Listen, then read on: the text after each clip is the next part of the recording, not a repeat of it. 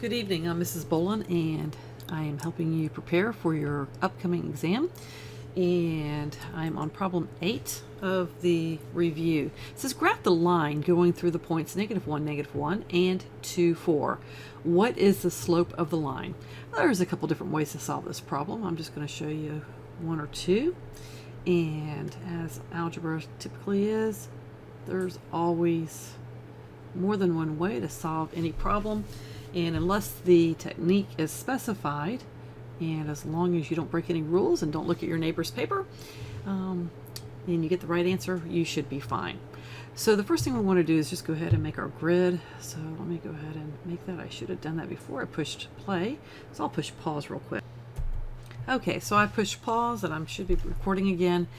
Okay, so the first thing I want to do is I just want to plot the 2 points. So the first point is 1, 1. So that means I'm going to go -1, -1. So I'm going to go -1 in the x direction, -1 in the y direction. And that's my first point. My second point is 2, 4. So I'm going to go +1, 2 points. And then I'm going to go +4 in the y direction. That's 1, 2, 3, 4. And that's going to be right about there. And so then I'm going to connect my lines. Oops. There we go. And that is going to be the graph of my line. The next question was, what is the slope? Now, if you have a really good grid, you can count off your slope, okay? So you could go and say, oh, I'm going to go up 1 and over 1. And if everything's drawn to scale, we might find that the slope is a 1-to-1. But let's go ahead and check it mathematically, since obviously my picture may not be perfectly to scale.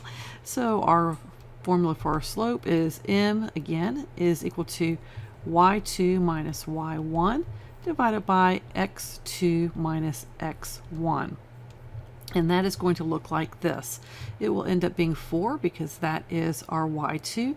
Subtract y1, y1, which is -1, divided by x2, which is 2, subtracting off our -1, which is our x1.